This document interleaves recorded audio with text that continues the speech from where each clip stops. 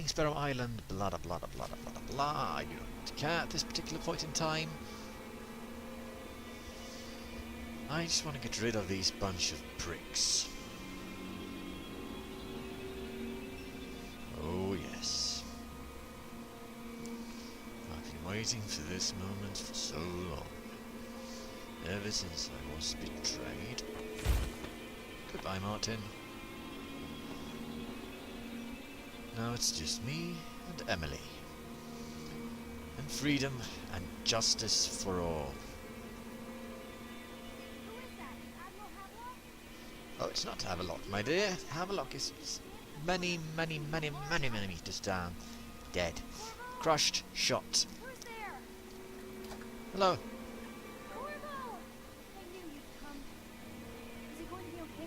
Oh, it is.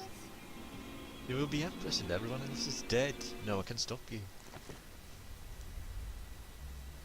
Overall chaos, current total, high. Oh well. I don't care. The end. So I finally reached the end of Dishonored. That was a bit less dramatic than I expected, but hey, it was a nice end. So ends the interregnum, and now Emily Caldwin I will take her mother's throne after a season of turmoil.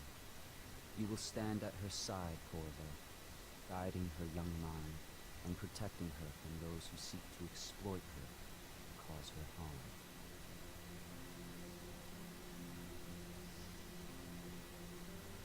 You watched and listened when other men would have shouted in aid. You held back instead of striking. So it is with the passing of the plague and Emily's ascension, comes a golden age brought about by your hand.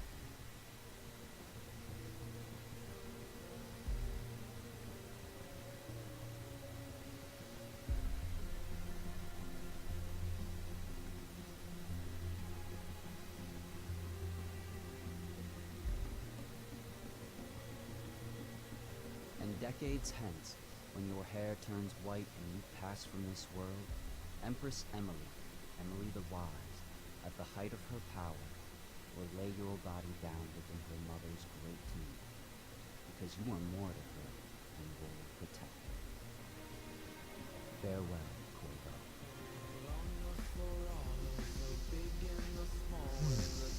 Yeah, that was a good ending. I was actually afraid I would get a bad one because I got a high total chaos, but that was a pretty good ending. Yeah. And like, it was, well, as I always do when I finish a game, I tell you my opinion on it, and I really like this game, even though sometimes it felt like it really couldn't be stealthy. Like it was too easy to be discovered, too easy to be utterly screwed over because everyone had weapons and you didn't. But I liked it. Aside from that, I really liked it. The setting's great, the graphics are great, the gameplay's awesome, and it's obvious. I mean, a lot of work went into this game with the backstory and the flavour and all the books, and yeah. I only wish the grand finale had been a bit more. Because right now it was really anticlimactic. I mean, I went in, shot Havelock, and that was it. No resistance, no great Regent high-tech, nothing. So those are my two gripes, I suppose. Way too easy to get discovered and screwed over, and a bit of an anticlimactic grand finale. But yeah, it's a good game, and if you like stealth maps, you should try this. Although, if you've gotten this far, then you've watched the entire game through and through, and you already know what's going to happen. So you mightn't even want to play now, but say. It's a good game if you care about the gameplay, not the story. You should play it, definitely. You should definitely play it, because it's good. It really is. And if they were to make a sequel, I'd definitely play it.